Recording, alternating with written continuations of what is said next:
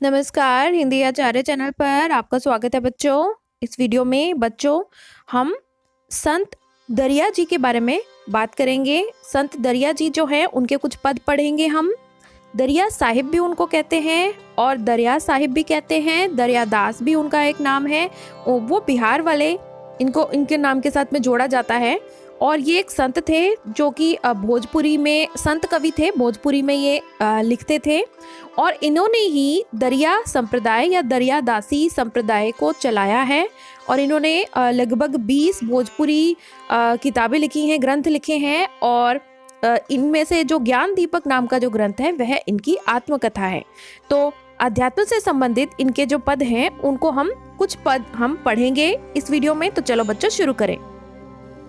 इस पद में दरिया साहिब व्यक्ति को अध्यात्म के मार्ग की ओर अग्रसर करने की ओर प्रेरित कर रहे हैं। वो कह रहे हैं कि व्यक्ति को सांसारिकता को त्याग कर अध्यात्म का मार्ग पकड़ना चाहिए।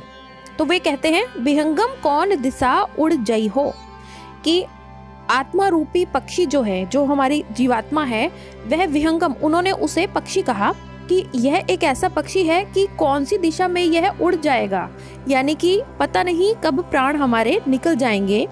नाम बिहुना सो पर ही ना, भरम भरम भव रही हो। अगर तुझे नाम का भेद नहीं मिला, नाम का भेद मिलने का अर्थ है कि परमात्मा का जो नाम है जिसको जपना चाहिए, हमारे अध्यात्म में परमात्मा के नाम जपने का बहुत ही महत्व है। तो नाम के बिना एक व्यक्ति संसारिकता में फंसा हुआ है और वह परमात्मा के नाम को कभी जपता ही नहीं है। तो ऐसे व्यक्ति के बारे में वो कह रहे हैं कि नाम के बिना तो सो पर ही ना, कि ऐसा एक पक्षी रूपी जो हमारी जीवात्मा है वो तो अगर नाम के बिना रहती है, अगर इस जन्म में वह परमात्मा के नाम का स्मरण नहीं करती तो वह तो पर ही ना, बिना पंखों का पक्षी है जो कि उड़ भी नहीं सकता। उससे क्या होगा?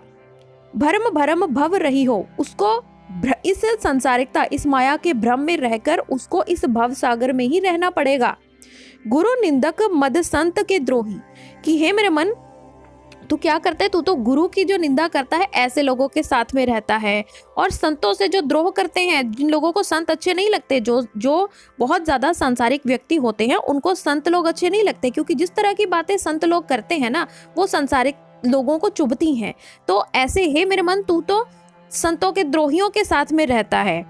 निंदनी निंद ही जन्म गवाई हो, तूने तो निंदा करते ही अपना पूरा जन्म गवा दिया है। पर दारा प्रसंग परस्पर कहूं कौन गुण लही हो, तूने तो पर स्त्री के साथ में प्रेम प्रसंग भी चला लिया है और कहूं कौन गुण लही हो। अब बताओ तुमने इस दुनिया में आके कौन सा गुण प्राप्त किया, कौन सी अच्छी चीज सीखी, सारे बुरे ही काम तुम करते हो।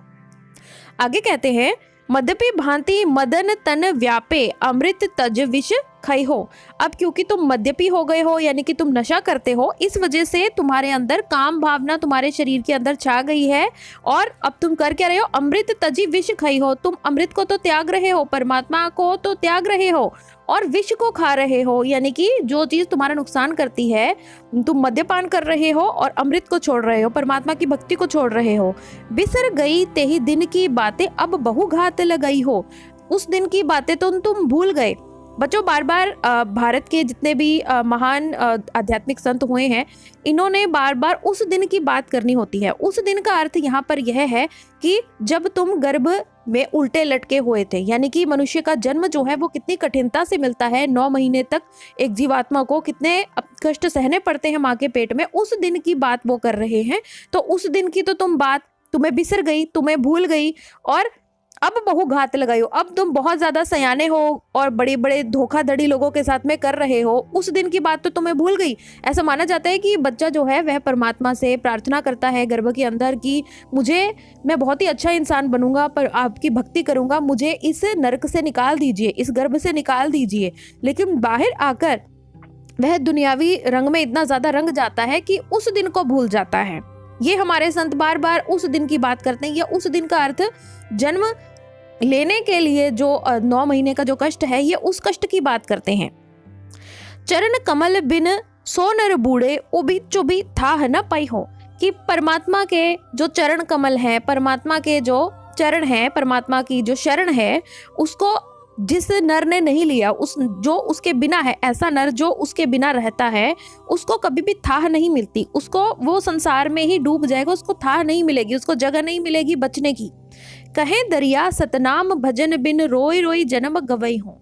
अब दरिया कवि कहते हैं कि सतनाम भजन यानी कि सतनाम यानी कि परमात्मा का जो नाम है उसके भजन के बिना रो रो कर पूरा जन्म व्यक्ति गंवा देता है। तो इस पद में दरिया जी व्यक्ति को आध्यात्मिकता की ओर अग्रसर कर रहे हैं इस पद के द्वारा। चलिए अब अगला पद पढ़ेंगे। इस पद में महात्मा दरिया जी कहते हैं, रे नर तोही केतिक धीरकारो धीक धीक जीवन जिए जग माही। कि हे मनुष्य, हे नर, तुम्हें मैं कितना धिक्कारूं, कितना मैं तुम्हारे ऊपर लानत फेंकूं कि धिक धिक जीवन जिए जग माही। तुम्हारा जो धिक्कारपूर्ण जीवन है, तुम धिक्कारपूर्ण इस जीवन को इस दुनिया में जी रहे हो और मैं करत हमारो। तुम बार बार अपने आप को घमंड में इतना ज्यादा रहते हो कि तुम तो मैं ही करते रहते हो। बहुत ज्यादा घमंड आ गया है तुम्हारे अंदर। विषय भाव रस रही रही मांगत, कि तुम तो विषय और वासनाओं के अंदर तुम उन्हीं चीजों को बार बार मांगते हो। तुम्हें तो विषय विकार ही बहुत ज्यादा पसंद है। करत गर्व हंकारो, और तुम्हारे अंदर घमंड और अहंकार बहुत ज्यादा हो गया है। उल्टी लगे नहीं चरण कमल पर लिपटत फिरे बिकारो। तो होना किसके ऊपर, तुम्हें किसके ऊपर लिपटना चाहिए था? लिपटना चाहिए था परमात्मा के चरण कमलों के ऊपर, यानी कि परमात्मा की शरण में तुम्हें जाना चाहिए था। लेकिन तुम करते क्या हो? लिपटते किस चीज के साथ में हो? विषय विकारों के साथ में लिपटते हो। यानी कि दुनियावी जो सुख है उसे विषय विकार कहते हैं।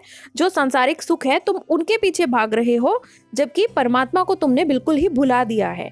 अब गर्भवास के बारे में फिर से दरिया कवि, जैसे पिछले पद में उन्होंने बात की, तो गर्भवास को बहुत ही बड़ा दुख माना गया है। और 9 महीने का जो गर्भवास है मनुष्य जन्म लेने के लिए, उसको हमारे जितने भी संत कवि हैं, हमारे जितना भी साहित्य है, हमारे पुराण हैं, उसमें बार बार कहा गया है कि जो जीव है, जो मनुष्य जन्म लेने की अभी अवस्था में है, गर्भवास कर रहा है, वह परमात्मा को याद करता है और कहता है कि मुझे इस नरक से निकाल दीजिए कि मैं बाहर आकर आपका भजन करूंगा और मुक्ति प्राप्त करूंगा। लेकिन दुनिया में आकर व्यक्ति सब कुछ भूल जाता है, अपने उस पुराने कष्ट को भूल जाता है और सांसारिक विषय विकारों में ही लिप्त हो जाता है। तो अब ये बात कर रहे हैं कि गर्भवास जिनी जल जावन दीन्हा रचि रचि पिंड सवारो। ये कहते हैं, दरिया साहब कहते हैं कि जिस परमात्मा ने गर्भवास, जब तुम गर्भवास का नरक भोग रहे थे, उस समय पर परमात्मा ने ही, जैसे दूध को जामन देने के बाद में दही बन जाता है, उसी तरह से परमात्मा ने ही गर्भवास के समय पर तुम्हारे शरीर को रचि रचि पिंड सवारो, उसने ही तुम्हारा पिंड बनाया है। पिंड यानी कि शरीर, तुम्हारा शरीर उस परमात्मा ने ही उस समय पर बनाया था जब तुम गर्भवास में थे। मरकट मुट्ठी ज्यों गही के लागे व्याधा बाण सर मारो। तुम क्या कर रहे हो? तुमने इतना ज्यादा सांसारिकता में अपना मन बसा लिया है, रचा लिया है कि तुम उस मरकट की तरह हो गए हो, उस वानर की तरह हो गए हो, जो कि एक तंग गले वाले बर्तन के अंदर अपनी मुट्ठी को फंसा देता है, फिर उसकी मुट्ठी वहां से निकलती नहीं है और वो वहीं पर फंस जाता है। और जो ब्याधा है, जो शिकारी है, वो उसको वहीं पर बाण मार देता है, उसको बंदर को पकड़ने के लिए जो एक तरह की तरकीब लगाता है कि उसका इसमें मुट्ठी इसमें फंस जाएगी। इसी तरह से तुमने अपनी मुट्ठी किसमें फंसा रखी है? सांसारिकता में फंसा रखी है। और तुम सांसारिकता में इतने ज्यादा उलझ गए हो कि अब तुम्हें जो काल है वो अब तुम्हें बाण मार देगा और तुम्हारे हाथ में कुछ भी नहीं आएगा। चारोपन गवायो गर्वी भरमी भरमी भय हारो। चारोपन यानी कि जब तुम शिशु थे वह अवस्था, फिर बाल अवस्था, उसके बाद तीसरी अवस्था है यौवन की अवस्था, उसके बाद चौथी अवस्था है वृद्धावस्था। तो चारों जो अवस्थाएं हैं वो सब तुमने अपने गर्भ में ही गवा दी हैं। भरमी भरमी भय हारो, तुम्हें इतना घमंड है, सांसारिकता में ही तुम इतना ज्यादा विचरते रहे, अपने घमंड में ही इतना विचरते रहे, तुमने परमात्मा का कभी अपनी चारों अवस्थाओं में कभी भी ध्यान नहीं लगाया। भरमी भरमी भय हारो, तुम केवल माया के ही भ्रम में घूमते रहे। और आगे दरिया साहब कहते हैं कि कहे दरिया सर्वस परवस हाथ जुवाड़ी झारो। जैसे जुआ खेलने वाला अपनी बाजी जब हार जाता है तब वो अपने हाथ झाड़ देता है, अब उसके हाथ में कुछ भी नहीं आया, खाली हाथ उसको वापस चले जाना जाना पड़ता है।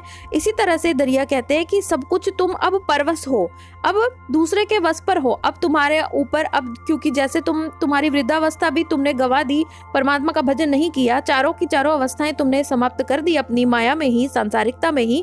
अब तुम्हारी जो स्थिति है वह उस जुआरी जैसी है जिसके हाथ में कुछ भी नहीं लगा और वह खाली हाथ झाड़ के जा रहा है। तो यहाँ पर भाव क्या है, इस पद का भाव क्या है कि व्यक्ति को अध्यात्म को भी अपने जीवन में महत्व देना चाहिए। व्यक्ति को केवल संसार को ही सत्य मानकर सांसारिक बनकर ही नहीं रहना चाहिए। बच्चों, यह है भारत, हमारा भारत है। यहाँ पर तो यहाँ की तो मिट्टी में ही अध्यात्म है। तो यहाँ के जो संत हैं वो बार बार गर्भवास को याद करवाएंगे आपको अपनी रचनाओं में, बार बार वो आपको याद करवाएंगे कि आपको भी अगले इस जन्म मरण के चक्कर से निकलना है। तो ऐसी ही बात दरिया साहब जी भी करते हैं। तो चलिए अब अगला पद इनका पढ़ते हैं। अब बच्चों, इस पद में दरिया साहब जी संतों की महानता के बारे में बता रहे हैं कि जग में संत भय कैसे भारी, कि इस दुनिया में कैसे कैसे महान संत हुए हैं। काट कुछ बनराव सहत है, संत सहें जग गारी, कि जैसे बनराव यानी कि वन का राजा यानी कि शेर, जैसे कि शेर जो है वह कुशा के जो झाड़ियों के जो कांटों को सहता है, उसी तरह से संत जो हैं वो इस दुनिया में गारी सहते हैं, यानी कि गालियां सहते हैं, लोगों की निंदा सहते हैं। जैसे कि मैंने पिछले पद में भी आपको कहा बच्चों कि जो सांसारिक व्यक्ति होते हैं ना, उनको बहुत ही बुरे लगते हैं संत लोगों के साथ में उनको द्रोह रहता है, इसीलिए वो गाली देते हैं, इसीलिए वो भला बुरा कहते हैं संत लोगों को, जो सांसारिक लोग होते हैं। क्योंकि संतों की जो बातें होती है वो उनको चुभती हैं, वो उनको सांसारिकता में उनका जो समय नष्ट करना है उससे उनका मन तो करता है कि इसको छोड़ दे, लेकिन वो छोड़ नहीं सकते। वो विषय विकारों में इतना ज्यादा रचे बसे होते हैं कि वो उसको छोड़ नहीं पाते, इसीलिए उनको संत बहुत बुरे लगते हैं। तो इसी तरह से संत ऐसे बहुत महान संत हुए हैं जिन्होंने दुनिया की गालियों को सहा है, जैसे कि शेर जंगल के अंदर कांटों को सहता है। और उदाहरण देते हैं, जैसे समुद्र सकल जल निजवे संतन गमी विचारी, जैसे कि कितनी नदियों का पानी समुद्र में आता है और समुद्र सारे पानी को अपने अंदर पचा लेता है, उसी तरह से संतों की भी गति वैसी ही है। जैसे हीरा सहे घन चोटही कभी ना लागतकारी, जैसे कि हीरे को जब तराशा जाता है उसकी चमक बढ़ाने के लिए उसको उसके ऊपर जो चोट की जाती है, उस चोट को हीरा चुपचाप सहता है और कभी भी खराब नहीं होता। तो इसी तरह से संत जो लोग हैं वो भी दुनिया की दुखों, दुनिया की जो निंदा है उसको वो सहते रहते हैं। बूंद आघात सहे गिरी, जैसे संत धक्का निरुआरी, तो जैसे कि गिरी है, जो पहाड़ है, वह बूंदों को, वर्षा का जो इतना भार है, वर्षा की बूंदों का जो इतना भार है उसको सहता है एक पहाड़। उसी तरह से संत इस दुनिया के धक्के को, दुनिया के आघात को बिना परवाह किए बर्दाश्त करते हैं। और कहे दरिया सिरताज सोई है ताकि मैं बलिहारी, अब दरिया साहब कहते हैं कि ऐसे संत जो हैं वो तो मेरे सरताज हैं, इस दुनिया के सरताज हैं और उनकी मैं बलिहारी जाता हूं। तो संतों का महत्व उन्होंने इस पद में प्रतिपादित किया। तो बच्चों, आशा करती हूँ कि आपको दरिया साहब के पद मैं अच्छे से आपको समझा पाई हूँ। कोई भूल हुई हो तो मुझे क्षमा कर दीजिएगा। आपने पूरा वीडियो देखा, आपका बहुत बहुत धन्यवाद। इसी तरह के आध्यात्म से संबंधित वीडियोस देखने के लिए मेरे चैनल को सब्सक्राइब कीजिए, हिंदी आचार्य।